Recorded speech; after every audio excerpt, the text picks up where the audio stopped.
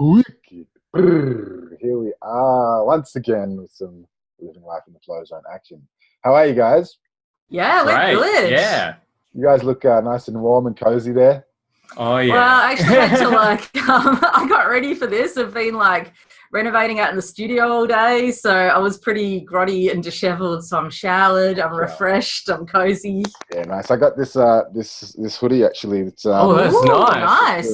Dragon Ball Z, actually it's Dragon Ball Super, which is this is I actually bought it for my brother, but I was hoping that he'd let me wear it sometimes. So it's kind of was yeah, he probably will, and he's yeah, I can wear it for this podcast. So definitely nice. a bit chilly in these Melbourne winter, but having those warm clothes and those cozy thing is definitely a necessity. So have you guys always been Melbourne based? I have been. Yeah, I grew up here. Yeah, I'm originally from New Zealand. Grew up in Taranaki, which is on the west coast of the North Island. Taranaki. Nice little town, 50,000 people. Very pretty. I don't know if I'd want to live there though. Why is that? Just too small, or? Yeah, too small. It's sort of. I mean, as I said, it's beautiful.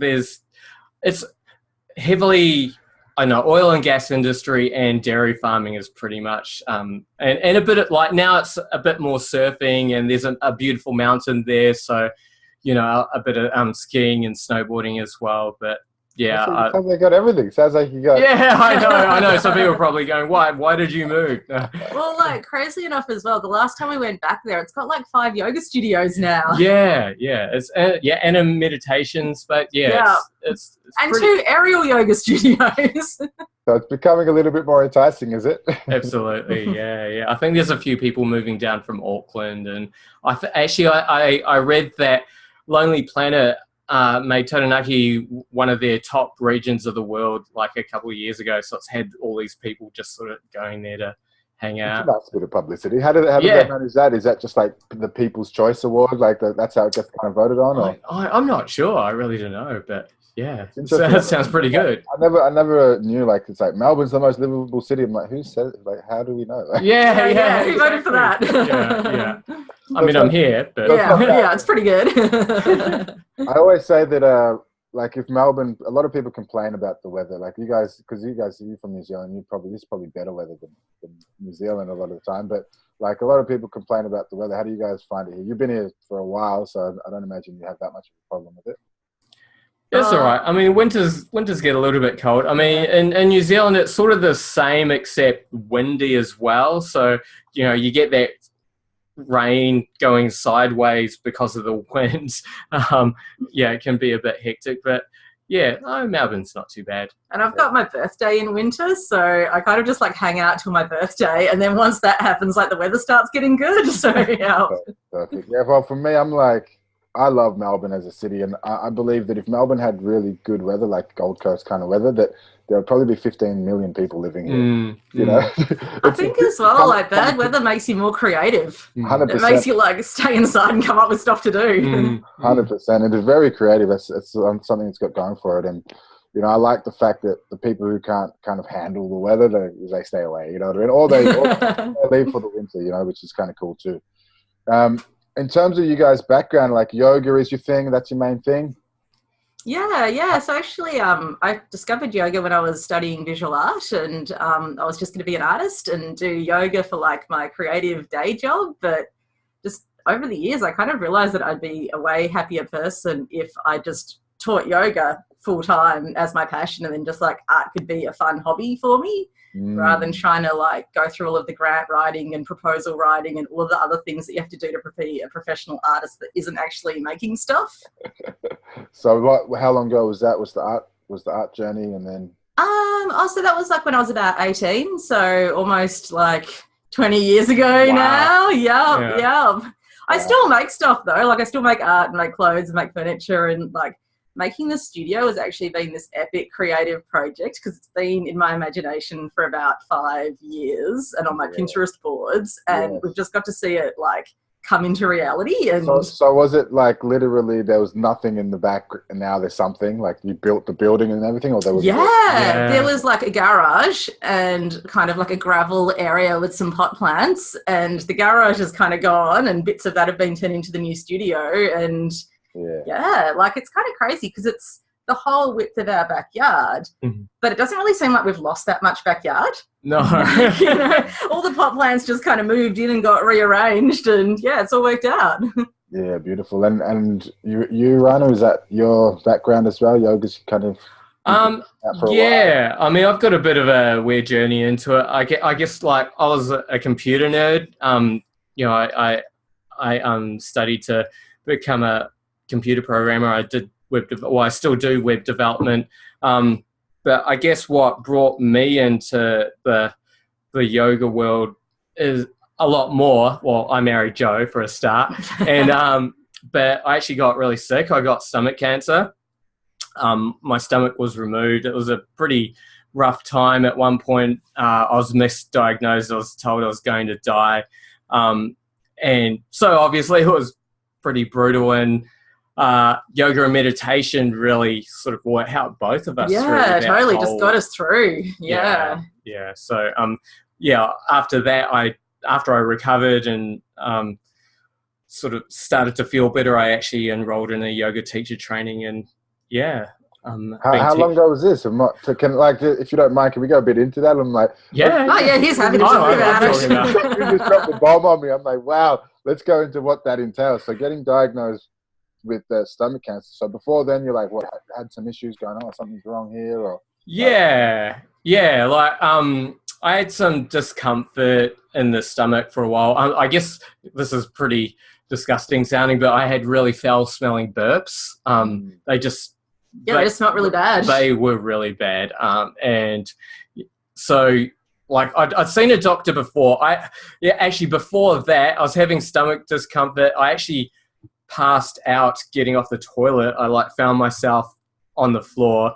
So that freaked me out a little bit. So we went to the doctor. He actually said, it's completely normal. It's completely common. Don't worry about that. Don't worry. Oh, people pass out after going to the bathroom all the time. Exactly. Yeah, so I was actually scared to go back to a doctor after that because he was so dismissive. So So I had some naturopathic treatment for a while, and that actually soothed some of the symptoms. But it started more. What was the treatment? Actually, the main thing that really worked was the slippery elm powder. Drinking slippery elm, and that's just like kind of soothing for your digestive tract. So I guess that was kind of just helping to manage the symptoms rather than the underlying issue. And I guess like eating well.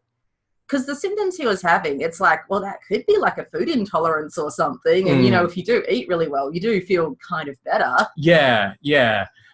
But eventually it carried on for a while, and Jo was going to a different doctor. I was like, come to my doctor. She's really nice. So I did, and she was really nice. And she first, I got tested for Helicobacter, and I actually tested positive for that. So I got a treatment for that, and that didn't do anything. So I went back, had another course of treatment for Helicobacter, still didn't do anything. So she referred me on to a gastroenterologist who sort of prodded around my belly for a bit and then said, okay, we're going to book you in to have a colonoscopy and a gastroscopy. Which is like the little camera going down to take a look. Yeah, pretty much both ends. So have a look in here. What's going on? Yeah, so after that, you have to be totally awake for that, don't you? No, they put me under for that one. I think someone was telling me they had something where they had to be fully awake for, and right, which one it was, because that they had to have like all the vitals have to be at the same as it would be with waking, if that makes sense. Right. Yeah. No, I was completely out, and I think I'm glad that that's the case. Good choice. Yeah. But after I came to, they told me that there was I think 7 by 10 centimeter tumor in my stomach. To begin with, it's pretty massive. Pretty big. Yeah. To begin with, they thought it was a GIST. I'm not sure what that stands for, but I think it's just gastro something tumor. Yeah, they thought it was benign to start with, but then they tested it, and it turned out it was, a cancerous tumor.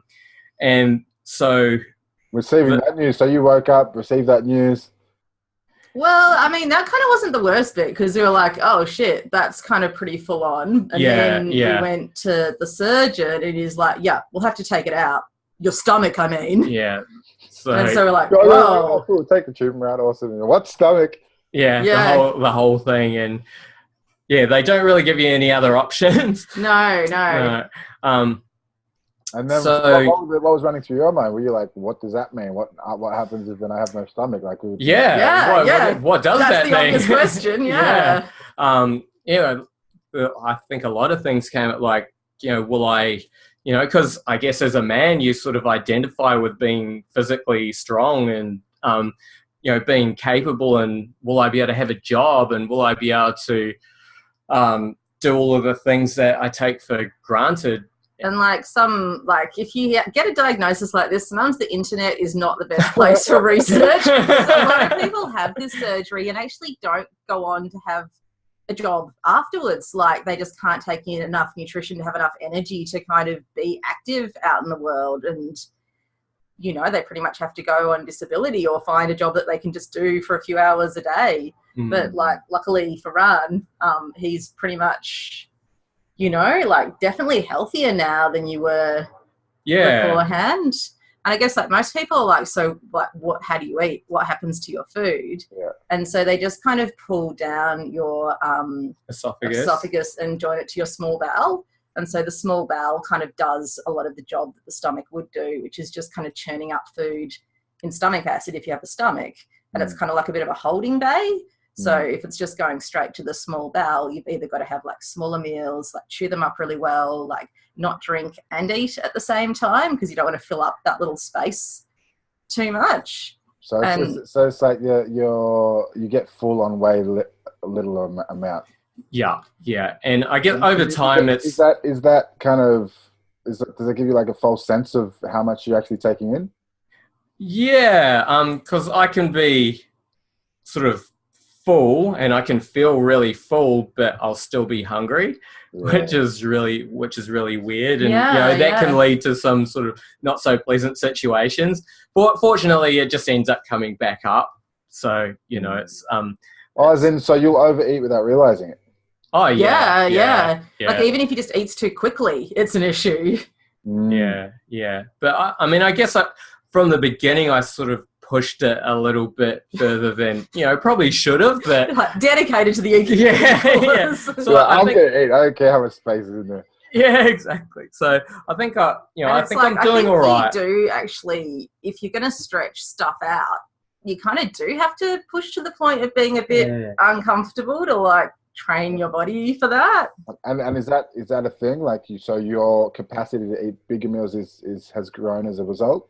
Yeah, I think so. Definitely. Yeah. And it's, notice it sort of goes up and down sometimes. Sometimes I can eat quite a lot. In the mornings, it's still quite, I still don't really get very hungry at all. Yeah. And do you fast or anything like that? Do you do any? I don't. I am actually sort of considering it, but I don't know, part of me sort of feels like, whatever weight I have, I need to sort of hold on to it. I'm probably getting, relatively big for someone who doesn't have a stomach. I know there's a lot of people out there who they still have trouble holding anything down. There's people who still have a feeding tube many months after the surgery. Some people, it's a really difficult process for them. Another thing that your stomach does is it stops your food kind of overflowing. So some people who've had this surgery, they can't even lie down to sleep because, stuff doesn't stay where it's meant to. But Rane can do handstands. Yeah, I like to practice handstands and inversions. So I am sort of lucky in that respect. Yeah. That was one of the things as well. I was are you ever going to do handstands together again? I imagine that would just with the gravity and things like that might strengthen the working of the muscle, you know what I mean, of the different activity in the body of the what were you saying? It's the small. What is the small intestine? The small bowel. So that that inversion, I imagine having to work against gravity of just the blood flow and all of that, it would probably strengthen it. No. I guess so. Yeah. Yeah.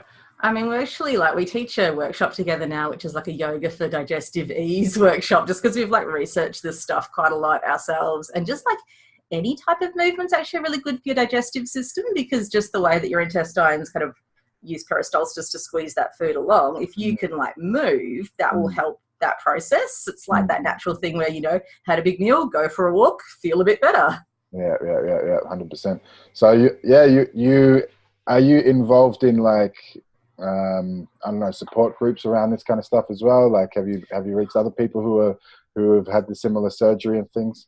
Yep, I'm part of there's a total gastrectomy Facebook group, people who've had that surgery.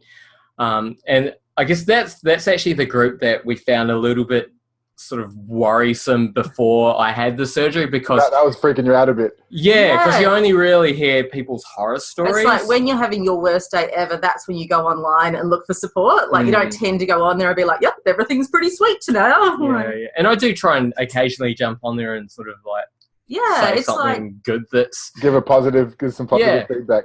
Absolutely. And I think I like to when I do post on Instagram and stuff like that, I post hashtag total gastrectomy. So, I guess people that have been through this know that you can sort of do stuff that's, I guess, physically demanding, going upside down, that sort of thing. Yeah, we also, the workshop that we teach, like one of the things we want to do when our new space is finished is film an online version and kind of share it with that group as well, so that we can just like share all of the stuff that's worked for Rane to help other people. Nice. Is it quite a large group, or how many members? There's a few thousand people in the total gastrectomy group. I don't think it's super huge, but yeah.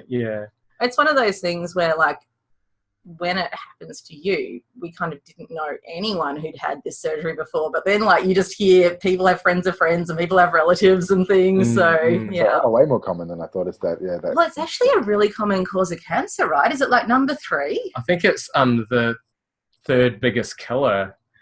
Yeah, because it's like lung failure, or would be the top, is it? Or I think maybe lung cancer and brain cancer are the top 2. Maybe I'd have to do some research. I think one of the reasons why a lot of people die is you don't get symptoms very early on. Like it's usually pretty advanced by the time you get issues. And I guess like Rane's digestive issues, like there's lots of things that could be causing those kind of sensations. So if you don't like really follow it up, it's not the go-to to get that. There's usually a few things they try before you get like the cameras. Yeah. That's epic. And what has been, because for me, I'm a big believer in like the challenges and our biggest obstacles, being a catalyst for, positive change and containing the biggest blessings and opportunities. So I imagine, like that could have been the case for you. Like what were the biggest blessings and the silver linings of all of this going on?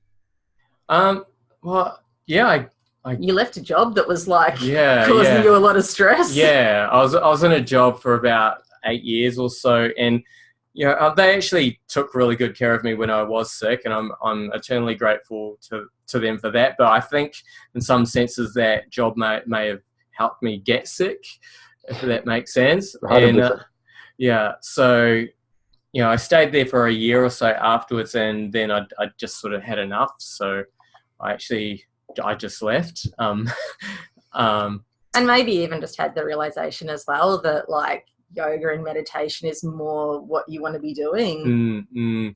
Have you seen do you watch Rick and Morty? I've watched a few of them, yeah. Okay, there's one episode where they go into the simulation of this guy. His name is Roy, and and they play the game of the life of this guy named Roy, and he works in a carpet store, gets cancer, and then goes back to working in the carpet store.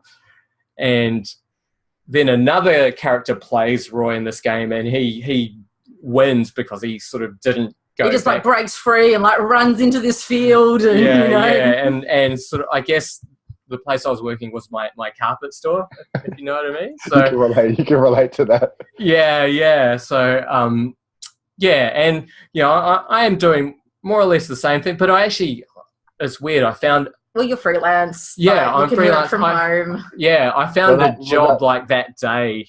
Was that doing tech stuff, or like was that in the? Yeah, I'm still doing web development. Cool. Yeah, Cool. yeah. And there's So, plenty of that every. yeah, absolutely. And it was sort of this, I guess, weird fear that was keeping me from moving on. That was, And I think a little bit of a sense of responsibility, because like they really took care of him when he was sick. So it's like, oh, okay, now I've got to like give Obligation. back. But yeah. But yeah, I guess so that was a bit of a blessing that it kind of gave you I was going to say bit of a push, but probably a bit more than a bit of a push. Yeah. And I guess the other blessing is that it's really pushed me towards yoga and meditation and, you know, bringing those into my life more. And I guess I'm, you know, physically I'm probably in better shape than I was before all of this happened. So I'm really happy for that as well. So nice. Was there weight loss, or you said you put on a bit, or?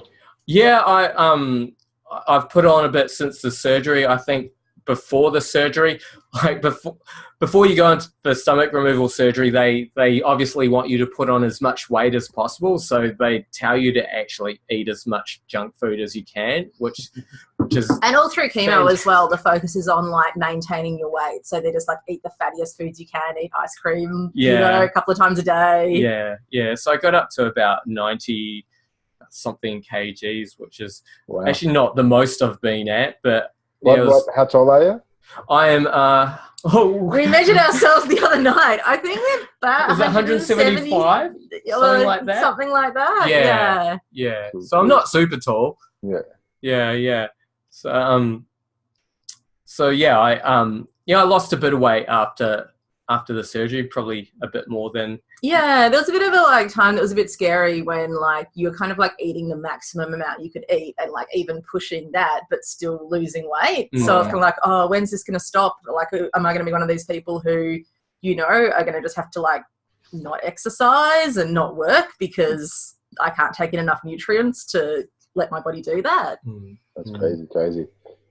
So I guess it's, like you said, you're in good shape, better shape now. That it is a blessing that you're able to do that as well. And I think it's a testament as well. I believe the mind is quite powerful, you know, because you wanted it enough, you know, I think the body will adapt and change, you know. I think as well, like one thing that was really helpful for both of us, we went to a Gawler retreat. Have you heard about Ian Gawler? No. He's a bit of a kind of meditation cancer pioneer. Like he had a bone cancer. Is he an Aussie fella? Or? Yeah. So he had a intreatable bone cancer and tried like a lot of different quote unquote intreatable. Yeah. And so he tried a lot of different kind of diets and meditation and just that whole list of all of the alternative treatments. And his approach and all the sorts of stuff. He hasn't been public about that, but I'm sure he would have. Like he was pretty thorough with his research.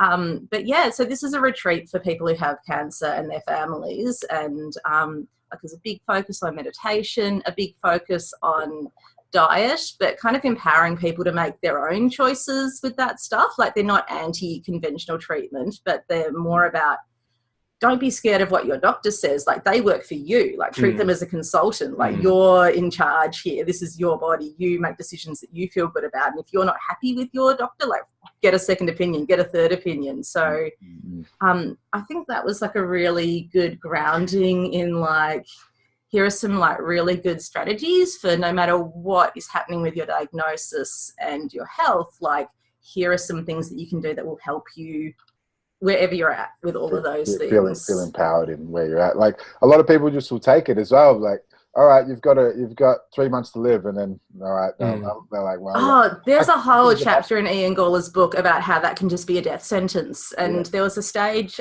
with Rane where they found something in his lung in a scan, and his surgeon was like, Yep, it's probably cancer, 99% cancer, yep, you're going to die kind of thing, pretty much in language as blunt as that. Yeah, he said, just go down to the pub. Yeah, take a night off, go to the pub. Like, is there some sort of laws around that? It seems unethical to be kind of, to be talented. I mean, I think that surgeons are not given enough training in delivering news like that, and maybe there should just be a counsellor or psychologist who's part of that process when they have to deliver news like that, because I think that I don't know, to be someone who can just like cut other people up for your job, you sometimes get a little bit out of whack with the concept that this is like a human being with feelings and emotions. Like, I think maybe what makes you a good surgeon is not actually what makes you a really empathetic, kind, you know?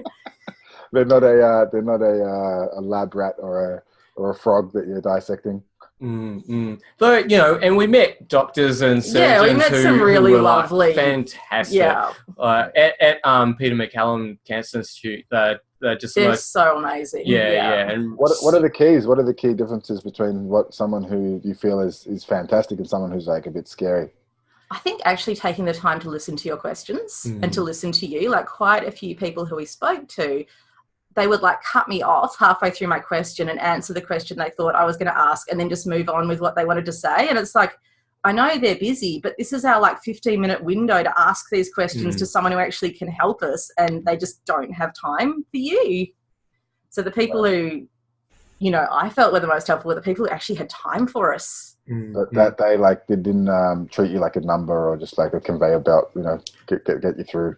Absolutely, yeah. And like, we're kind of pretty funny, so like people who like have a sense of humor about this stuff, and like, you know, they can make jokes and because it's such a random, crazy situation when you're in this hospital world and you've never been there before, and some stuff just is kind of weird and amusing. Yeah.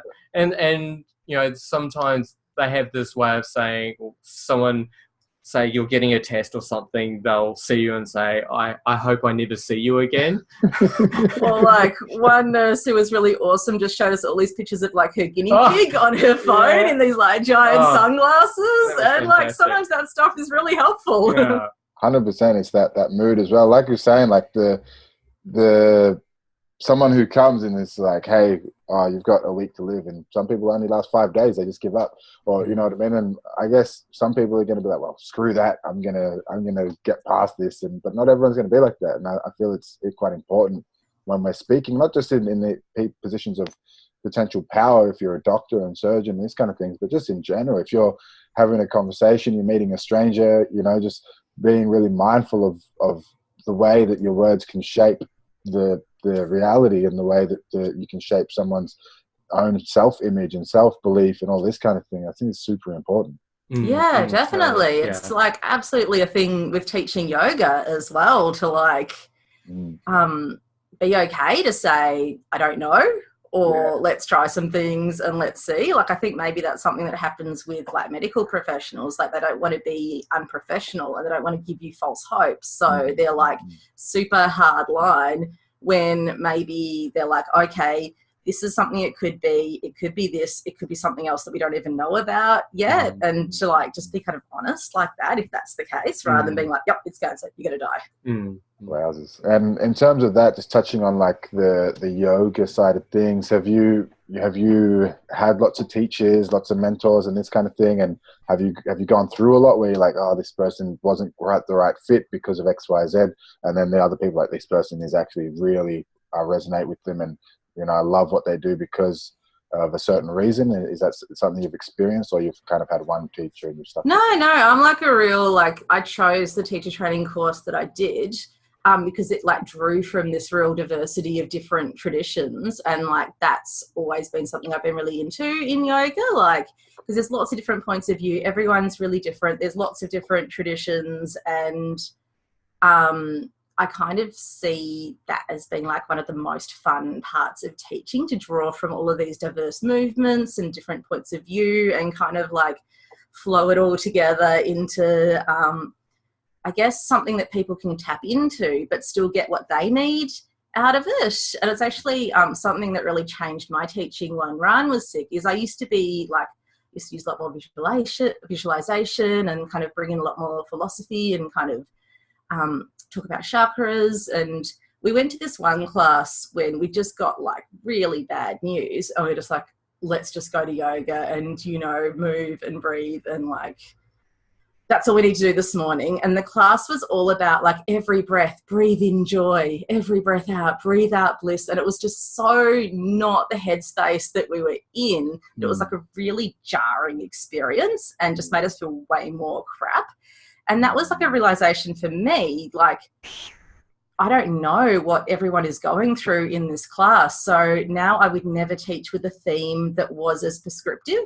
Like, I would always make it about just being mindful, about being present with what's happening in the here and now, and not really trying to guide or shape someone's experience. And if I hadn't have had that realization, like, I just had no idea that, you know, people could be in that class feeling so crap when I'm just telling them to breathe in joy, because, like, that's a lovely thing to think about. And that's something, 100%. Like, when you go and learn from others as well, you pick up on the different, you know, like, I'll go and do courses or classes and, you know, and just take the pieces. Oh, that's really nice little, you know, I like that. Even in these podcasts, we'll talk to people and they'll have like a saying that they're really fond of, or, you know, a piece of advice that they receive. And, I'm going to use that one with my clients, or, you know. Yeah, totally. Or just like a way of phrasing something that just makes it make sense on like a different level to before. Drops in, having those perspectives is super powerful. So for you, you have a teacher that you, like a main teacher, or you have like, you know, in terms of like the people who... I've got lots of different teachers who I kind of go to. Like, there's a really lovely studio around the corner from us, and I go there quite a bit. And I've got quite a few friends who are teachers as well, so I go to their classes as well. We like practice together quite a bit. Yeah. Do you think you've got any super influential teachers? I guess like the most influential teacher would actually be like Richard Liddicott, who he's a yoga teacher and an ink brush painting teacher. Like, I started going to his classes when I was a kid, and they were painting classes at the time, but he's always kind of weaved yoga through, and he's probably the person who lives the most esoteric life of anyone else who I know. What do you mean by that? So, it's pretty much based around creativity and meditation, and like just the style of like sumi, like ink brush painting. It's a discipline where, like, maybe when you do it for like 30 years, you can consider yourself a beginner.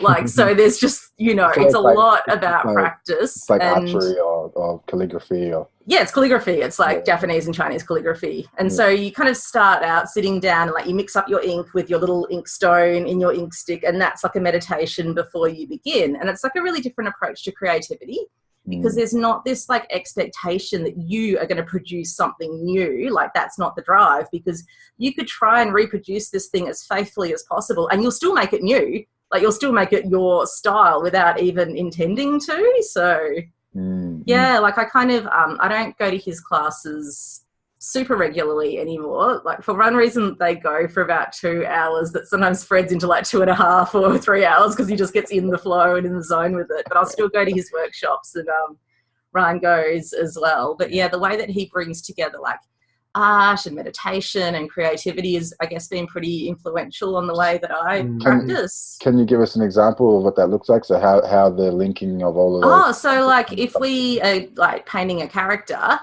sometimes he will like just demonstrate that with his whole body. Like, he'll kind of like, a Japanese character. Yeah, as in like a Japanese character, he'll like move his whole body through and make sound effects, and sometimes he'll get asked to do that as well. And like, he'll kind of, he does this workshop called the Yoga of Unfolding Self, where it's like movement and breath, and then you'll paint. Nice. So it's the full body, like it's the full body, it's a full, all the bodies. Like all the layers of yourself, like all of those subtle energies as well. Nice. And that's something that you bring in your classes now. You're like, it's like we were talking about, that works, that really gets the point across, and sometimes you bring that into when you teach.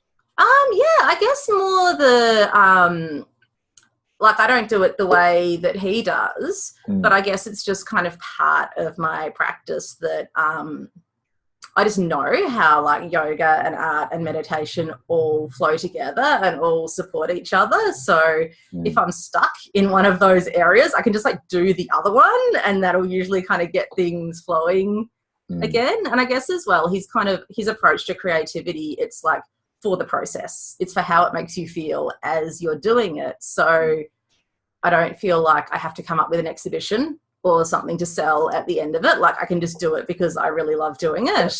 Yeah, 100%, 100%. And for you, Rane, is that something, because you love the tech, like I imagine you got into tech for a while because you loved it and were interested in it and curious with it, and then bringing that across and incorporating and integrating it into the yoga practice and into the mindfulness. You're into mindfulness, you teach meditation as well, is that correct? I do. Yeah. So how do you link those, or do you at all? Or? Well, I guess one thing about having this new studio space is that we can sort of experiment with lots of different things, and we really want to bring in light and sound. And I don't know if we mention it, but Joe teaches anti-gravity yoga, so we'll have the silk hammocks that people will be able to lie in and, you know, just float, I guess. So yeah, I want to experiment with you know, this whole sensory experience. And I think you mentioned before you've got a Muse headband. I've got one of those. I want to try playing around with that as well. And I actually, about a year or so ago, I organised the Consciousness Hacking Melbourne meetup group. Yeah, nice. And I'm planning to get tell us more about that Consciousness Hacking Melbourne meetup group. So have you heard of the Consciousness Hacking group? So, is it like? Oh, you'd be right into it. Yeah. Is that about flow hacking and things like this, and yeah, back and yes, pretty much. So it was started by this guy named Mikey Siegel, who was still is a San Francisco robotics engineer, and he had this amazing job, I think at NASA or something like that, but he was still feeling unfulfilled, unhappy.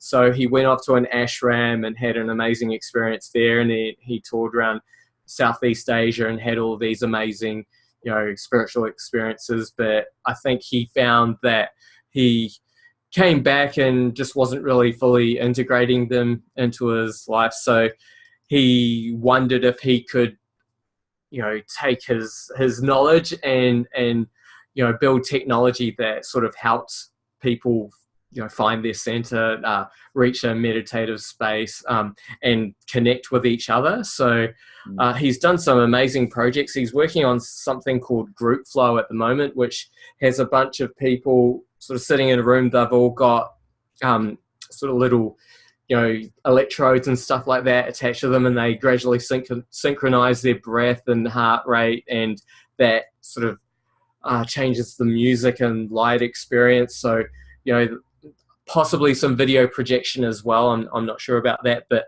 yeah, they sort of become more connected as a group, and that affects the environment around them. So he's doing amazing stuff like that. There's, you know, it incorporates other technology like biofeedback, you know, EEG headbands. So we're hoping to get some people coming in and talking about that. And, you know, I think part of it as well is just getting people together and talking about the stuff, and talking about consciousness, and, you know, talking about whatever cool, weird stuff that they want to talk about. So yeah, there's been some really awesome group discussions. Yeah. So we're really looking forward to getting that started back up. You should come along. I'd be happy to come along and give a talk and receive and flow with that. You know, that's awesome. Definitely about that.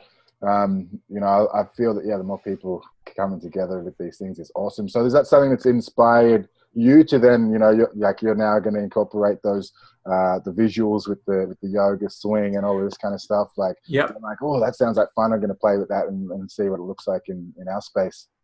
Yep, that's the plan. Yeah, definitely. And it's kind of like, because it is our space, like we can just kind of like play around with that. It's not like we have to hire a venue and kind of come up with an outcome in an afternoon. Like it can be a pretty exploratory process. And it can be, you know, a failure if it has to. It doesn't, well, I mean, you know like, it's still a nice meditation, listening to music lying in a hammock. As long as no one gets hurt, that's it. You put the mats down so when people fall, We'll hang the hammocks real low. Sweet action.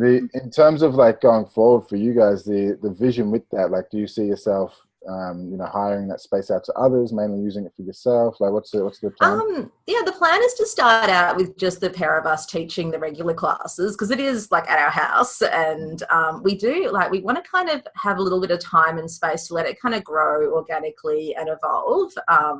And we're open to like hiring out to people giving workshops there, and kind of curating a bit of a program of different people coming in, and especially if it's workshops around things that we don't do ourselves.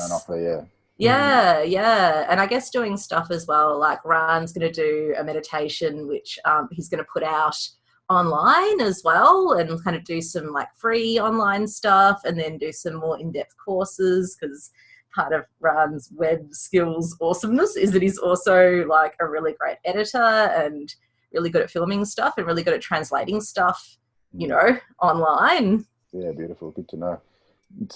It's such a valuable skill in this day and age, isn't it? It's like these kids, I'm seeing my kids on the tablet, and they haven't really, my son's a little bit getting into the video games, but I'm like, I'm excited. Like, I'm like, if he knows how to do that stuff, awesome. You know, it's like he's getting into that tech stuff. And my daughter knows how to use her tablet better than I do, and I'm quite young, you know. She can show you, yeah. So it's like it's a beautiful thing. So yeah, I guess in terms of you, what's the most exciting, you know, like the vision for you, like going forward, in terms of like what you'd like to see? I know you're obviously into yoga, you're into meditation. Like, why yoga?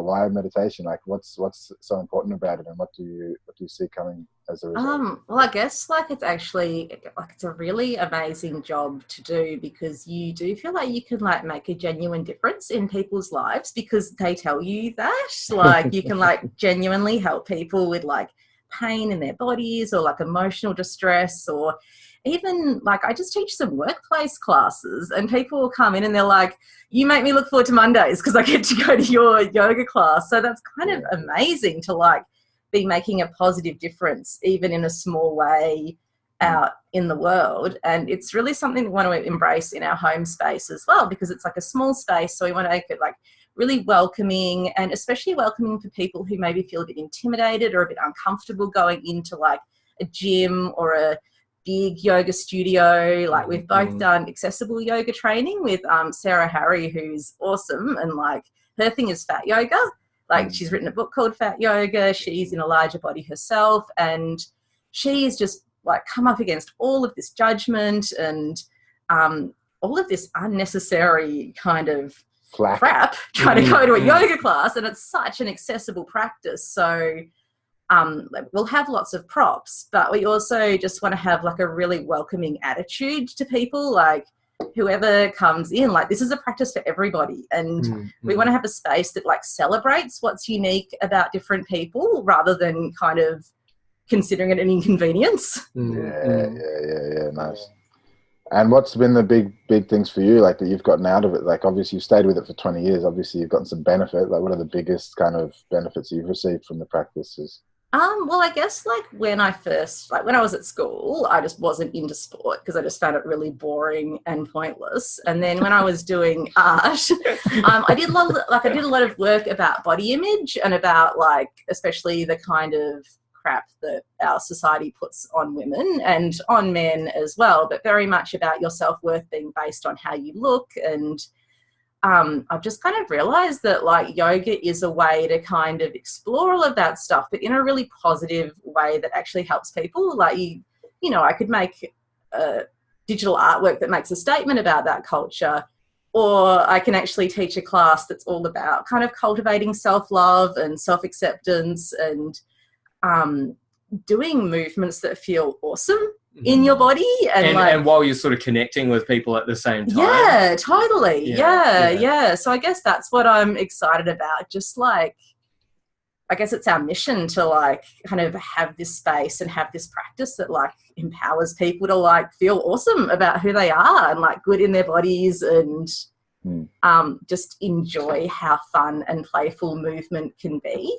It's actually something that I really love about working with the aerial hammock, because there's lots of moves that look like they're like Cirque du Soleil. Like you're hanging upside down, the fabric's wrapped around your legs, you can do flips and everything, but they're actually super accessible. Super simple. Like, because the fabric supports you, so then you can just like hang out. And so if you're someone who has like never been comfortable in a gym or in PE and has just had that message that, you know, oh, those things are for other people, to like be able to discover that, like, that's is huge. Awesome. That's huge. Yeah.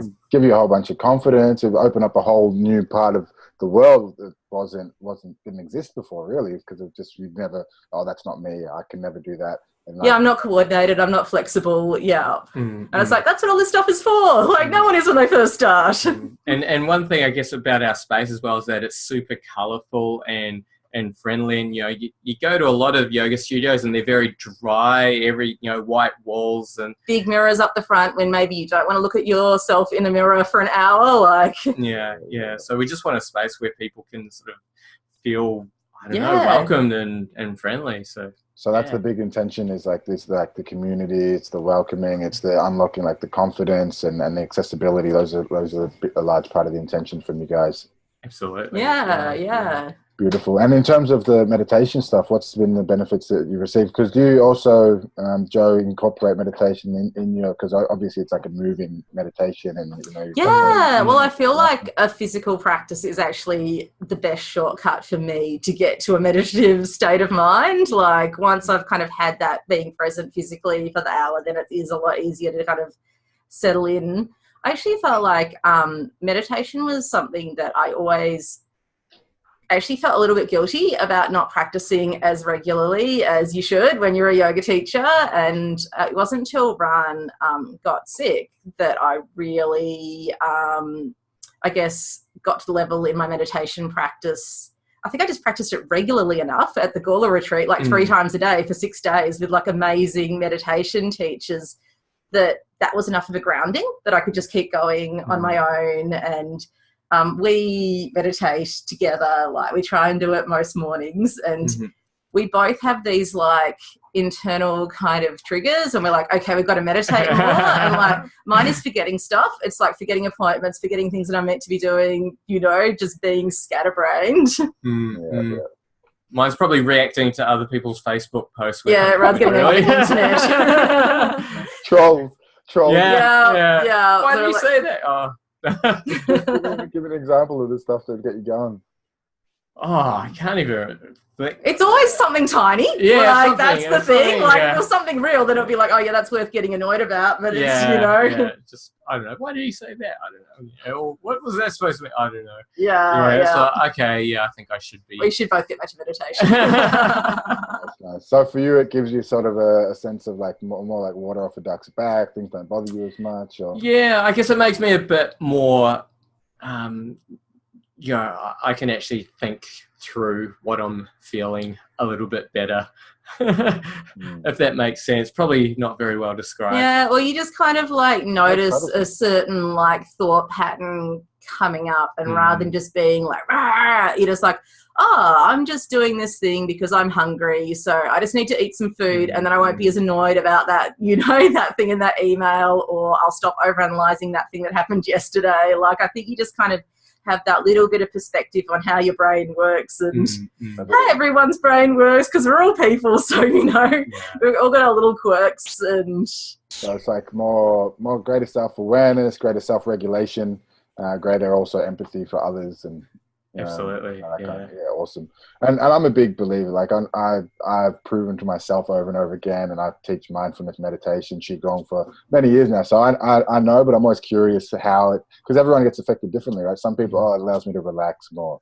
Some people, like, actually it allows me to function in the world. For me, I practice it because it allows me to function in the world. If I don't do it, then the world's so crazy, and I'm super sensitive, and it's just all so much, you know. It's like I get overwhelmed with just walking outside the house, or, you know, it's just like craziness that's going on in the world. So, you know, everyone gets something a little bit different from it. You know, the big one as well is allows me to feel more grateful. And like we talked about earlier, the idea of you know, things that you take for granted, like the ability to eat food, you know, like gives me such, like, tuning in and being able to feel the blood going through my veins, and feel the heart pumping blood, or feel the, you know, just the aliveness of the body, and just the awareness of these things, the breath, the fact my brain is firing off things that I'm not even aware of, that's keeping my temperature regulated. Like I can go in and see the digestion of my food and feel it, and, you know, and then feel like nature, when I'm with nature, can see like this, all of these things that you're like, oh, I wouldn't be aware of this thing if I was just not meditating or not being present, and all this stuff's going on. Like even simple things, like I've got clothes on my back, or I've got roof over the head. Mm. You know, it just brings that whole level of gratefulness and gratitude for just being alive. You know, like every morning I wake up going, oh my God, I'm happening again. I get to breathe. I get to live. You know, it's just like I believe if I'm not being present, then I can take things for granted a lot easier. You know. Yeah, or you kind of put the headspace into the stuff that's bothering you rather than the stuff that is awesome. That you know. 100%. And talk to me a little bit about you guys got a podcast. Do you do any other kind of media stuff? Do you write books or do you do videos and such like this? Yeah, so we both write kind of short blog articles and things. Like the podcast is pretty much taken up most of our creative spare time. Yeah, it's like awesome. Like you probably experienced this yourself, but like doing a podcast for an hour is like a meditation because there's so few times where you just get to sit down with someone and just like have an in-depth conversation for an hour without like eating or, you know, being on your way somewhere. And you get to talk to people about the thing they love doing in life, which is also really inspiring. And it's like you get to have a masterclass with these amazing teachers and thinkers. So I guess that's what we're kind of and sort of connect with them in a really awesome way as well. You know, we're sort of a lot closer to a lot of people we've spoken to. Like people like Janet Lowndes and Lee Blaschke were people who I did some of my teacher training with. So I had them, like I really respected them and I knew of their work, but it was like a teacher-student relationship. And like even if I try to hold back, like I'm always the person who like has the most questions to ask in a class. But in a podcast, when you're interviewing them, it's like you can ask all those questions. It's so good. Yeah. Can relate. So that is. Tell us a bit about it. What's the premise of the podcast? Why did you start it? Like, how did it all begin, and where are you going with it? It's called the Flow Artist Podcast, so we're pretty excited to be on the flow zone. Like, it's a good intersection of flow. It's a nice flow, Yeah. And I guess like we love yoga and meditation, but we also love a whole lot of other things in life as well, and other activities that you can find yourself in that state. So we've spoken to like hula hoop teachers as well. I guess because we're both yoga teachers, we have a little bit of focus as well about how do you find your flow as a teacher? Like, what do you do when you're not feeling inspired? Like, what self-care things do you have to kind of keep you, you know, flowing? And I guess how it started is I've wanted to start a podcast for a while. It's sort of been a bit of a dream of mine because, you know, I listen to a lot of podcasts that I've currently got a backlog of about 100 on my phone that I need to listen to. But I did my yoga teacher training, and part of the reason I didn't start the podcast is because I didn't know what to do it about. And then when I finished my teacher training, I had some spare time. So I thought, we should do a podcast. And we just have like a lot of conversations about like yoga philosophy and yoga. We talk about it a lot. So, and I guess as I was doing my teacher training, I'd ask Joe a lot of stuff, you know, just as we're about to. Yeah, I had to like ban it. Like if I'm about to go to sleep, you cannot ask me a philosophy or an anatomy question. Like no. So the starting the podcast seemed like a really good way to fit all that in, and you know, because I do enjoy playing around with technology, it was an excuse for me to build a website and learn some new skills along the way. So, and it means as well that if we come across someone who's doing something awesome, we get to share that as well, and we get to kind of have a conversation about it. Like, I can't remember how I met them originally, but Anu is someone we interviewed, and they run a queer and trans inclusive yoga class. So like we could bring them on the podcast and like ask some questions so that if a gender diverse person came into my yoga class, I don't, you know, everyone is different, but it's not appropriate to ask that person at that time all those questions because they're just there to do yoga. So it's a way that I guess I can become better as a teacher, to talk to like a real diverse range of people from different backgrounds and just kind of ask those questions you don't get to ask in your teacher training, because maybe those types of people aren't at your teacher training, or it's in an appropriate container. Or, yeah, it's like specifically. Yeah, or like same with Sarah Harry and her fat yoga activism. Like, she is totally comfortable being a spokesperson and, you know, spreading the word about how we can make people in larger bodies feel more comfortable in different yoga postures. Whereas perhaps people who come to a class don't want to be singled out. Like, you know, it's good to have just a few options that you can go to with them, rather than making a big thing out of it and making them feel self-conscious and uncomfortable just because you don't know what to do. So it's been a really good way to like evolve as a teacher by talking to these like leaders in the field who have these different areas of specialty. And for me, someone who's just sort of starting out in that world, it's actually just great that I get to, you know, be part of these conversations with people who are just, you know, more or less experts. Like, I feel they're experts. So, yeah.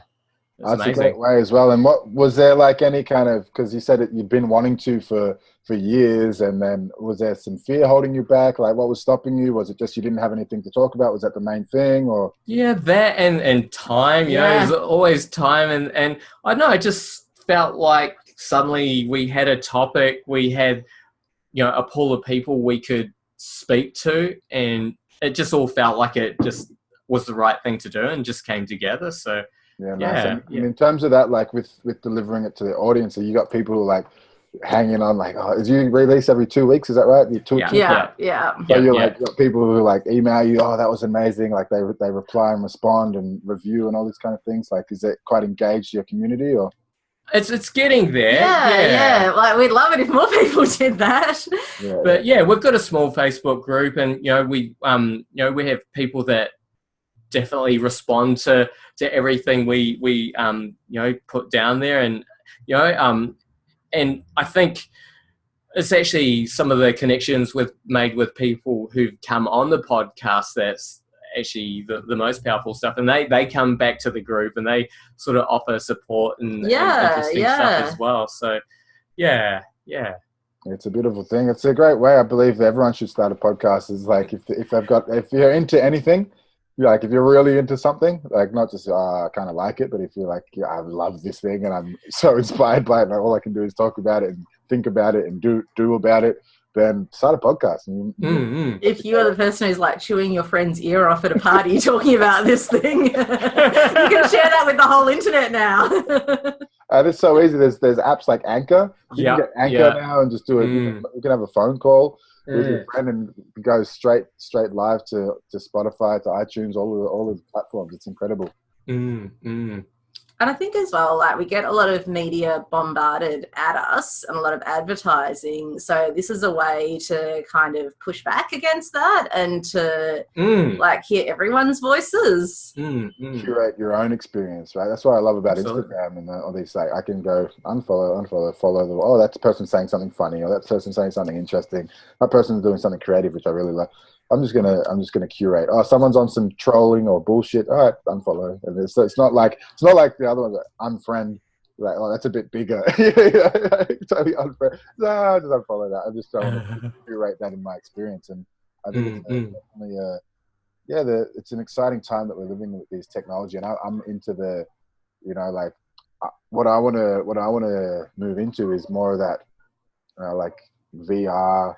Augmented reality, AR, like, you know, having. I think what they're working on, or when I say they, it's like we as humans, but the tech specific guys working on, like, at the moment, you might know some stuff about this, Rane, is like, rather than having like 2 or 4 cameras pointing at us to recreate the virtual reality, like or the augmented reality, where like you can have someone else can see you, you know, and a projection of you on their end.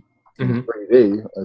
What is being worked on at the moment is from inside out. So like, we wear the camera, then it reads our own movements, and then it creates from the inside out as opposed to the outside in. Right. This is like the holy grail. If once you have this, then we don't have to be in this position where, you know, we have to be in one spot to be able to be on VR, but we we can walk around anywhere where we are, and it reads from the inside and then recreates the image from that way. So I can be anywhere in the world, and then I can recreate a map or an environment. You know, so if there's an environment, say, all right, today we're going to practice our Qigong class in the Wudan Mountains. Nice. And then anyone who comes into class is also wearing it. And then when you've got the headset on, you can see people who enter the class, they pop up. They pop up like an actual projection of them, then practicing, and everyone can follow along. I can go across and adjust postures and being where I am. This stuff is so exciting for me. It's like, this is anything like that you know about in terms of AR, VR kind of stuff, or? No, but that sounds amazing. I haven't been following that stuff too much lately. I probably should be, but yeah, I guess I've just been like all raveled up in what we're doing in the studio. But yeah, no, there's a lot of crazy stuff that VR, you know, makes possible. I know there's actually a Melbourne-based group called Liminal VR, and they're actually developing these sort of environments that can or affect your performance or your mood and that sort of thing. And I actually attended. They had this little experiment day where you went in and sort of helped them do some tests, and they sort of show you these different environments, and then you rate how you feel afterwards. So yeah, it does sound like there's some really fascinating stuff going on, and it's big too. It's upon us. Like, a lot of people, like in 2020, 2021, this stuff will be quite household. It'll be in like lots of places. All the smart clothing will be smart. Mindfulness is going to be out there. Mindfulness is blowing up, as we can see. You know, in I think it was 2016 or 15 that the top 6 of the top 10 sellers were like mindfulness coloring books. In terms of books, so like this movement is blowing up and it's becoming big, and the tech just makes sense that it all overlaps, you know, and the cyborg movement and all of this stuff is happening, you know. So I'm not so deep into it like at the moment, but I'm like, I want to get my hands on it, especially with this Muse with the EEG. It just makes things so accessible, especially because I love sport. I love sport, like Joe. I know you don't like. No, I can appreciate it for like other people. But you know, I'm like, they had the Football World Cup on, you know, every night, and I'm like, yeah, I get to watch this thing, and it's exciting. And then they have a day off, and I'm like, what are you doing? What are you doing? How can you have a day off? You know, I was like, all right, fair enough. But my point being, in terms of being able to quantify, you've got the Muse, you know, like I'll let you explain for your experience of it, just for the listeners who don't know what it is. So talk a bit about the Muse before I can. So I guess the Muse is a little EEG meter, so it records your brain waves, and it's got an app that comes along with it, and you can meditate along with the app, and it'll offer you sort of feedback. So if you're getting more into the zone, you're sort of, you know, getting into a deeper meditative state, it'll the weather will sort of sound a lot more peaceful and serene, and you'll hear birds chirping and landing next to you. If your brain activity gets a bit, I guess, wilder, a bit less meditative, you know, you'll start to hear stormy sounds and that sort of thing. So, you know, I think that it's almost like a Fitbit for your brain.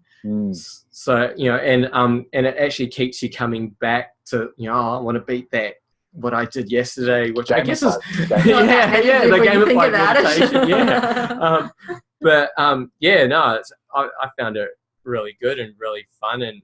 But imagine, you know, say you've got a Muse that's mixed in with this virtual environment, and then that sort of, the computer can sort of learn what makes you more meditative and control your brain. I guess in a way it's a bit scary, I guess. And then that gets into issues of, you know, say this company is recording all of your brain measurements based on the environment, then they have that data on you and can sort of maybe use it to manipulate you. which is a bit scary. But I mean, I guess these are all issues that we're going to have to think about. I'm open to people manipulating me in the right way, you know. Like yeah. But I guess that's the thing. Like, you don't actually get to say what you know. You don't know what their goals are. Like, yeah. Well, guess what if they get you into this serene state, and at the end there's buy Coca-Cola, or I don't know. Or it starts out for free, and then you get hooked, and then they start charging you for it. Yeah. Well, it's like I'm personally, if it makes my life easier, more convenient. Like I'm an advocate. We look at all this like Black Mirror and these kind of things, these kind of dystopian kind of futures, not too near future, not too distant future kind of horror stories, or like essentially they're horror stories. A lot of these, it's like these fear-based, or it's like there's possibilities, like what is possible. And I feel that this conversation is important, and like you said, we're gonna have to think about it. And I'm how would you call it? Like I don't believe that humans are bad necessarily. Like humans don't have a evil. We say, Coca-Cola. Well, whoever started these companies, they've got kids to feed, and absolutely, you know what I mean? yeah. Like, I don't feel that there's this kind of ill intention, and people can get caught up in propagandas and conspiracies and all this stuff. Me personally, I'm like, if we can put a computer in my eyeball and I can, I'll put my hand up. You know what I mean? Like, you can take my data. If you're selling me something that I can just think of, and then you're advertising it to me, all the more better. I don't want to be advertised things about, I don't know, like women sanitizing products, or or like things about, I don't know, like rodeo. Like, I'm not interested in that kind of stuff. You know what I mean? Like, if you're telling me about, here's this new mindfulness thing, or here's this new this thing about this sports equipment, or here's this thing that you can helps you meditate or travel. That stuff excites me. If you're advertising that, excellent. And it can be delivered to my house, or get like. If I don't have to think about what I have to order in my fridge and it just arrives in my fridge, that's all the more better, Yeah, absolutely. And I'm not against technology at all. I absolutely love it. But, and I think it is important for us to, if we're going to become mindful in our lives, we sort of need to be mindful about how we use technology and how we relate to it. And I think it makes for a interesting discussion. What is some of the I guess the technology that you like just would be perfect for you? Like, if this existed, it would be the best. I mean, like what I was just talking about before, if there was a sort of machine that learned how to put you into this super meditative state, just by controlling your environment and maybe, measuring how you react to certain things. I don't know though, don't you think the process of like taking yourself to that state is kind of where the benefits come in? Like, would it be as beneficial if you could just like flick it on with a switch? I mean, I guess there's something to be said about that whole taking time to learn something. But imagine, say, I don't know if you believe in enlightenment, but imagine, say, if that's a practice that takes, say, 30 or 50 years, imagine if you could do that in, say, 5 years, or, that's still a lot of work, but. True, but I guess, say, with yoga, like, there's the benefit that you get in the moment of doing that practice as well, and the kind of things that you learn about yourself, like, when something doesn't come to you instantly. That's true. Yeah. Instantaneously. We all want it now, aren't we? Our attention spans are getting short and short. But that's just why, again, another reason why I'm practicing mindfulness and practicing is because it's like a counter to that. It's like all these distractions. It's like, well, I have to, I have rules where it's like some people have these kind of, what do you call, like, what do they call them? It's like newsfeed blockers and things like this. So they can't scroll.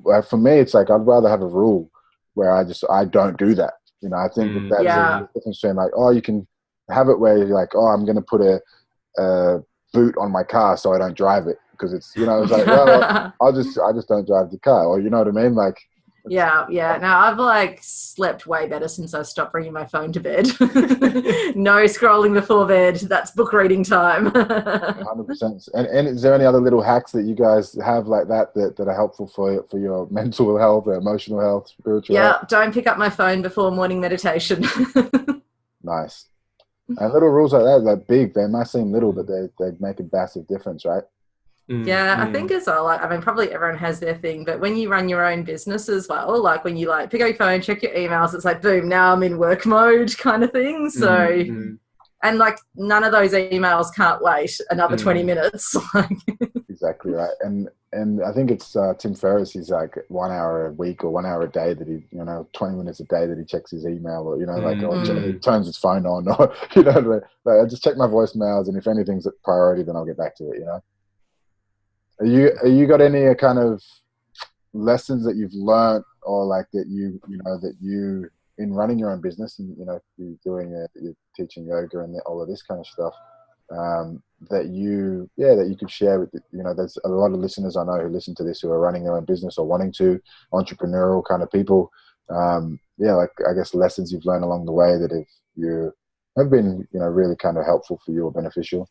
I guess like don't be afraid to do it in the way that works for you. Like I'm not someone who, like, if I set myself a target, that would just make more stress in my life. So I don't set myself any targets or do any of that kind of goal setting stuff. And this works really well when I have time to do it. But to try and have a day a week that I think of as like big picture day. So there's lots of like minutia stuff, like doing your emails and doing just like sending your invoices and all of that stuff that takes up heaps of time, but just kind of keeps you where you're at.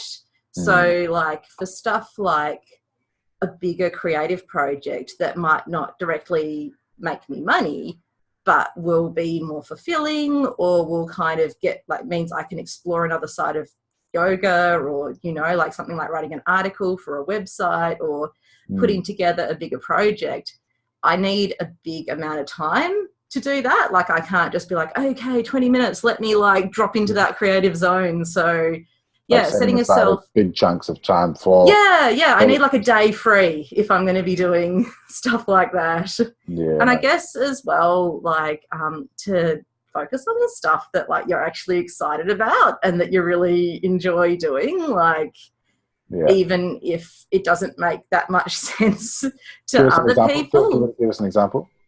Well, I really love teaching at festivals. Like I love dressing up and I love music and I love going to festivals, and I don't get paid for those gigs usually, but like I love it, and it means that I get to connect with lots of other people. And so yeah, like stuff like that, it's all kind of part of what you do. So even if someone's like, oh, why did you put all of that time into planning that workshop that you're not even getting paid for?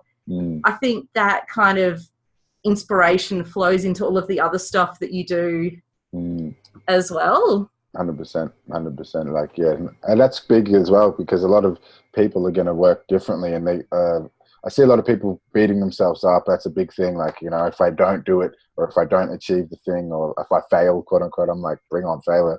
But, like if I don't get it right, the perfectionism, or, like, oh, I don't have any goals, and then I feel bad, or I've not. Yeah, or I didn't reach my target. I said I was going to be making this much, or teaching this many classes, or having this many people in a class. Like no point in feeling bad about that. I don't like. It's like I'm a big believer. Like you look at a kid. I look at children. I've got kids, and I'm watching them a lot. They're young, and they're 3 and 5. So like when they're learning to walk and crawl and such like this, like they're not getting pissed off when they fall over. They're not, and if I see them getting frustrated over trying something and they're not getting it right, quote unquote, I'm like, what's, where'd that come from? Like, it's like, get excited, like you've tried something and, oh, I can't do it. I'm like, that word does not exist. Yeah. I guess as well, that would be like another piece of advice. If you're not sure about something, like it's experimental, like maybe it's a new type of class that you want to teach that you don't have an audience for, like don't put yourself in this position where it would be a failure if it didn't take off right away. So maybe like try and find a free venue, like a park to run that class at, or like run it as a 4-week course that you hire a venue for, rather than kind of like locking yourself into some kind of high pressure situation because this thing has to make money for you to keep doing it. Like, start somewhere where you can just do your thing without having a lot of external overheads and pressure. Yeah, keep the overheads low and keep the yeah, so it doesn't, like, you don't want to add stress on top of something where, like, maybe you could just start a bit smaller and like let it grow a bit slower and, or like reap the other rewards that aren't necessarily financial from that thing that hasn't taken off right away. And that's as well like a big piece, I think. If you're doing it only for finances and just like, if that's, I believe it's kind of, it's a bit of a, I guess it's both sides, it's like, I'm a big, I think recently it's been come to me like life is a balance between making it happen and letting it happen. Yeah. Like this is something that's been present lately, and it's like, it's like there's that go with the flow, like, it'll happen when it happens, and then it comes, if you go too far that way, it never happens.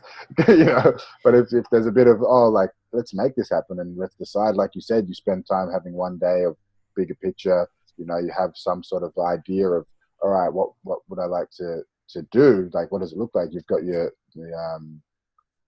visioning time, like lots of visualization and such, and there's value and merit in both sides of those. It's just like you said with the podcast, it's just like, it's a fun thing and there's a merit in doing it. But I feel that if you're doing it for just doing its sake, like if you're like, this is going to be fun, it's going to be interesting, and there's a curiosity of like, oh, I wonder what it'll be like. And like you just said a second ago, you love it, you enjoy doing it, you're focusing on the things that you can't really lose, can you? Yeah. You're like, well, even if it didn't make cash or didn't hit those targets over there that like ideally it would, you're still enjoying it, you still got something out of it. At least you haven't done something you're like, fuck, I hate this thing. Why am I doing this? And then it's like a double fail, right? Yeah, or I kind of have like it's like a 2 out of 3 thing. Either it's financially worthwhile or it's kind of like creatively, professionally development worthwhile. Like it'll kind of elevate what you do, or it's just enjoyable for the thing itself. So if you can have like 2 out of those 3 things for every project, then it's a winner. Good guidance. Or it just has to be like really fun if it's not going to tick the other 2 boxes. It's kind of like, they're like, well, like you just said, well, this festival's not going to pay me. It's not necessarily going to develop me, but it's going to be super fun. So I'm going to do it. Yeah. Yeah. And, maybe someone will come to that workshop and book me for something else in the future. Or maybe like the research that I put into planning that workshop will like turn into something else down the track. I'm a big believer in the power of intention. And like, if we intend that will happen, 9 times out of 10 it does. Even if it's 5 times out of 10 it does. It's still, that's a good odds. Like it can sometimes happen like a long way down the track. Like someone can notice something you did like years ago and then follow you up later. Like, I saw your video that you put out, and I did that video in 2010. Like, the video is so embarrassing. That was terrible. I'm like, I was supposed to take that down years ago. And then, by the way, would you like to talk at our event? Here's $5,000 or whatever it is. In terms of you, like, look, I'm curious about this, this movement, this, like this space, because I'm seeing a lot of it happening of people getting together, and really having that power in numbers. Because I see a lot of people around me doing their own thing. Like lots of yogis doing their own thing, and they're kind of solopreneurs and going about it themselves. And what you're doing, I think is a great idea around where you're getting the people together, getting that flow collective happening. More of this happening, I feel, is a great thing. I guess it's that time. You're like this. We're all doing our own thing.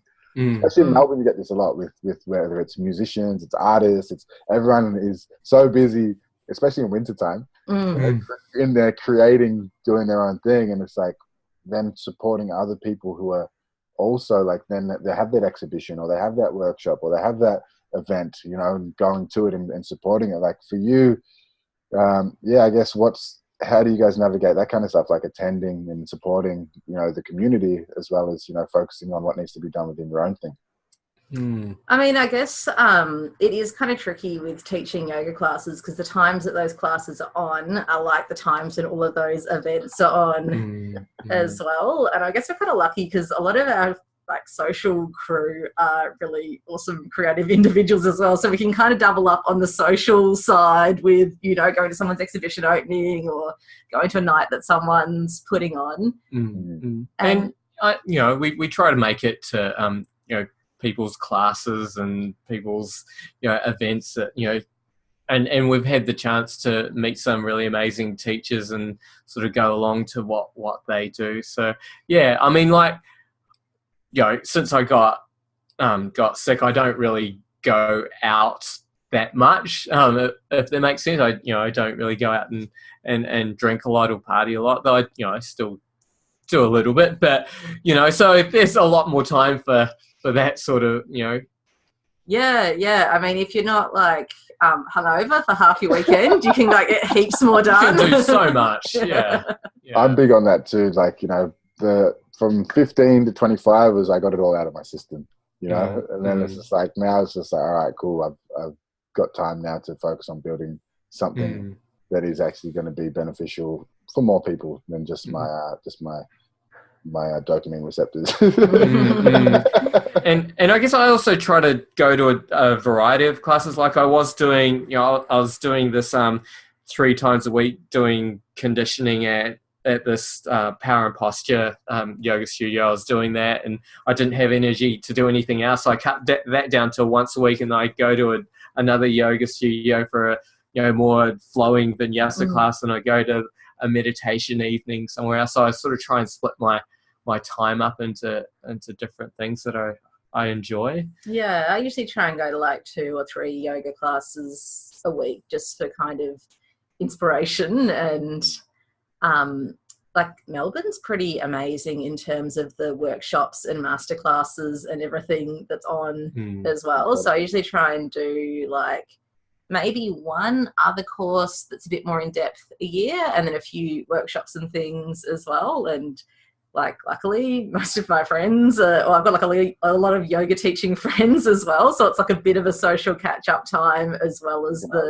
you can overlap the things. So is there something that you guys run that is more like that longer term kind of training type setup, or?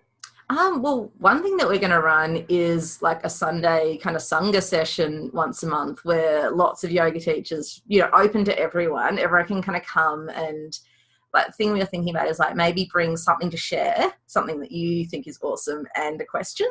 And, you know, have that kind of group discussion that way. I'm also pretty keen to run an accessible aerial yoga kind of workshop for other teachers because like I've been... As in teaching the accessible aerial... just sharing all of the things that I found out that have helped people with their different injuries and different needs, and even people who aren't comfortable being up high and upside down, like ways that you can practice those same movements really low to the ground so that everyone can feel safe and kind of just build their confidence gradually. Like that's something that I'm really passionate about. So I'd like to kind of bring the Melbourne aerial yoga community a bit more together and like share that stuff. Yeah, beautiful. So is that a big... like you guys got online groups and stuff like aerial yoga groups Melbourne or aerial yoga groups Australia, or like Anti-Gravity, who I did my teacher training with, I've got a couple of Facebook groups, and like I've actually tried sharing stuff in there and not got a lot of traction. And to be honest, I don't have headspace to launch another Facebook group. Like it's so much maintenance and time to just like get a group big enough that it does feel like a community. I'd rather just put that energy into real life. Yeah, I know. Like I'd rather just meet people in person. Like I don't need another social media commitment. or like, what about it? Like a meetup, like a. Yeah. Maybe I'll try a meetup and do it that way. But I'll probably kind of just start with word of mouth and just like get in touch with all the teachers that I know and just tell them about it. It's a pretty small community. It's a pretty small community. So, yeah. There's a bunch on there. If you type, and that's actually something I'm into as well. Is looking at like if I type in hashtag yoga, you'll find, I don't know, 80 million results. Type in hashtag mindfulness, there might be 1 million results. Type in hashtag aerial yoga, there might be less, you know. So like and that's the kind of game I'm playing, is like trying to look at how we can bring these hashtags of whatever it is, if it's body positivity, if it's I can't remember the term around the just tell me to finish the word. Oh, I'm not sure. What's the start of the word? the gastrointestinal. Oh, right. Total gastrectomy. Yeah. So, like, the different terms and, like, just bringing the awareness out around it. In this day and age with this media, it's super exciting, like, and I think it's top down, bottom up as well. Like, I guess that's what you guys are doing. You're working in with the people, your students, and then you also got, your podcast, and you're working with the experts as well, and bringing the awareness from there and from the bottom, and that helps spread the movement and spread the thing, so good work. And I mean, like, everyone's kind of an expert on themselves. Something. So, like, that person who comes into your class with that particular issue, like, if you can, like, really tune into what's working for them, then the next person who comes in, like, the same things might not work for them, but you've already got a couple of go-to strategies that you can build on. By learning from the people. Yeah. Rather than kind of, I guess, feeling like you have to have all the answers right away. Like, it's good to kind of have a few things you can try. And so they feel like they're in safe hands. Like, you can help them, but you can, like, learn together. 100%. That's probably oftentimes the biggest, like, feedback I often hear from teachers in particular is like, well, I learn more. I'm the same. Like, in my class, I'm learning the most. People are up here thinking I'm a teacher. I'm like, I'm just holding space. Yeah. Just as much as like from everyone's feedback, from watching everyone, observing everyone, listening to everyone. That is the biggest teacher, and I guess that's putting yourself in the space or the position where you get to be in front and watch and witness all of that. And especially podcast has been one of the biggest. Like you said, it's like a download. It's like a masterclass, like you get, you get to tune in and you get to absorb people's magic, and I think it's a beautiful thing. So, and also you get this reason to get in touch with people that you think are awesome. Like, if there was some author or someone that you thought was amazing, it's a bit like, just send them an email, go, hey, I'd like to just call you up for an hour and just, like, ask you a lot of questions. But, like, if you've got a podcast, you've kind of got this reason that's, like, hopefully beneficial for them as well. How do you go about that? Do you have, like, a hit list of people you want to talk to? Is there people you want to shout out now and call them out and, hey, if you're listening, do you want to get in touch? Well, actually, I found the best approach is to go with your network. So you speak to someone, and people have just said to us after the interview, like, oh, who, like, do I know anyone who you'd like to talk to? And, like, get that person who knows them to send an email introducing you. Yeah. We did have a hit list to begin with as well. We wrote down a big list of people that we wanted, and we've got through a couple of them. Yeah, there is one lady who's my internet hero, Cirque Physio Jen Crane, who's just she's a physiotherapist, and she mainly works with acrobats and circus people and aerialists. So she's just got so many, like, crazy things you can do with tennis balls and really specific movements to, like, wake up certain muscles to help you do something else. So she's just got a really good way, like, just navigating the landscape of the body that's, like, applicable to everyone, like, not just elite level circus people. Yeah, so I'd love to talk to her, but Jen Crane, is it? Jen Crane, Jennifer Crane. Yeah, I think my email got lost in her inbox, so if you happen to hear this, that'd be great. If anyone knows Jen Crane, get in touch with us. Absolutely. Anyone who knows and, like, totally check out Cirque Physio as well, because she's got a lot of great free content on there. 100% shout outs to Cirque Physio as well. There's obviously I think that's the big one as well for me. When I'm asking people if they would like to be on the show, oftentimes it's, hey, nice to meet you. Often, like, I barely know them. Like, I'm like, you guys have just happened upon me or whatever. And it's like, hey, would you like to be on my podcast? It's like offering like that. But if it's someone who is, someone who's, like, got some sort of big network, or, someone who is kind of, you're like, a little bit scared to approach them or whatever, like, they're busy or they're just, like, inundated, obviously every day receiving thousands of emails, I imagine. It's like, the way I like to frame is to offer them, I'm like, well, we've got an audience, we've got eyeballs that, how can I support you in spreading your message to the world? Because obviously you've reached your level because you're giving a whole bunch of value in the world and you're getting lots of attention. So how can I support you? I'm asking them first what I can give them rather than, hey, can you come and give me something, your time, your energy. Yeah, nice. And that's been one of the best ways that I found. Like, sure, like, well, that's in it for me. I'll happily give you time. You know, what do you need? How can I support you to support me? You know, Yeah, nice. Yeah, that's awesome. Sweet action, guys. It's been fun. I'm getting a little bit hungry. I think I'm going to go eat some food. Yeah, great to talk to you. Yeah. Been a pleasure. But yeah, is there any kind of?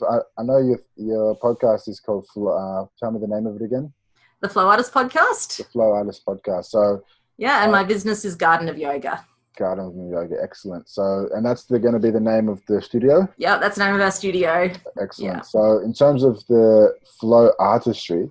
Tell us what is like the core concept behind flow artistry for you, and what does flow mean to you, and yeah, how do you kind of access that state, or the most important piece of just whatever wants to come through now, just to like kind of leave the listeners. I mean, I feel like for me, when you're in that state of flow, it's when you're just completely immersed in what you're doing, and it's almost like it flows through you. So whether it's like something that you're making, or like the dance, like you're dancing, or like hula hooping's a great chance to do it, because you kind of learn and practice and drill these moves, but then they all just connect together in ways that you weren't entirely expecting, and it all just unfolds, and it's really fun. Super fun. That sounds pretty good to me. Yeah. And for you, I guess, what would be the because a lot of the time it's, you know, people might be listening to the podcast, they're like not feeling so great. This is often the feedback. People are like, oh, I'm going through some stuff, so I'm like kind of reaching out there to look for some sort of inspiration, some sort of, you know, something to pick me up, you know, like to get me in those, like people listen to this, oh, living life in the flow zone, that sounds interesting. You know, how can I do that more? So it's like, for you, it's like, is it just, especially in the times of like when you're not feeling so great, or feeling down, or not feeling on your center, how do you specifically, you know, I guess, get yourself to a point where you're really open to stepping into those states more? Or I just practice. So like whether it's with hooping or whether it's with yoga, like if you're repeating a movement many times, there's not a lot of pressure on each individual movement. If you just try and kind of stay present as you repeat these movements over and over again, then you will have that muscle memory, and you'll be able to tap into that inflow. So I think like those times when you don't feel like practicing, as long as you're not kind of like, if you say you've got an injury in your body and it's hurting, then modify your practice around that. But like the times when you're not really feeling it, like that's what practice is for. Like just do it. Like even if, say, it's a drawing exercise, or it's playing scales on a musical instrument, or it's like working through the same basic sequence of postures on your yoga mat, like each individual practice session doesn't have to be this like inspiration, and it's usually not. It's usually just like that day-to-day practice, and probably by the time you get to the end of that practice, you'll still be in like a clearer, more centered state of mind. You can just go on with your day. But I think it's just kind of doing the thing, even when it doesn't feel like it's flowing. Yeah, just showing up and just keep going with it. And maybe doing a sort of slightly modified, you know, scaling it back a little bit, so you're not getting stuck all the time. Yeah, or like do your practice, but practice something different. And like put some different music on. Yeah. The other thing that also really helps me is just tidy up my space. Like if I'm trying to do something creative and there's clutter everywhere, or I'm trying to hoop and I keep banging into things, like that really messes with my state of mind. So if I've got an inspiring space to work with, that really helps. And like say I'm trying to make something and it's not happening, if I just tidy up my studio space, even if that's just the job for the day, and then the next day when I go in there and it's all like nice and clean and set up, they're like, hey, now I can just get started. It's welcoming, 100%. Thank you so much. That's two big pieces of the environment. It's like the environment, your physical environment, and also that idea of just, just turning up is so beneficial. So thank you guys for turning up. And, thank you. Thanks for having us. Namaste. Yeah. Beautiful. And looking forward to inviting you to our new space when it's all finished, and having you on our podcast as well. I'd love to. Just if it is in the next, I guess 30 days or what, I leave. How long until it'll be ready? Opening date. 27th of July, I believe. Yeah, so we're going to be open about the 27th of July. So I'll be flying out on the 26th. over to Oh, we'll catch you when you get back. but I'll be back. I'll be back. When will I be back? On the 17th of August. I'll be back. Yeah, perfect. Yeah, we're a bit like, things are a bit hectic anyway, so we'll be in a much more like spacious and open and laid back state of mind when you get back on the 17th. You'll have landed a little bit more. Awesome. Yeah. Thank you so much. It's been a it's been great. Thank you. You guys have an amazing evening, and I'm sure we'll do it again sometime. And yeah, like I said, I look forward to coming and visiting you guys as well. Thank you for the invite. Awesome. Yeah, cool. So till next time, guys, thanks for tuning in, and I hope to see you soon. Keep it flowing and growing.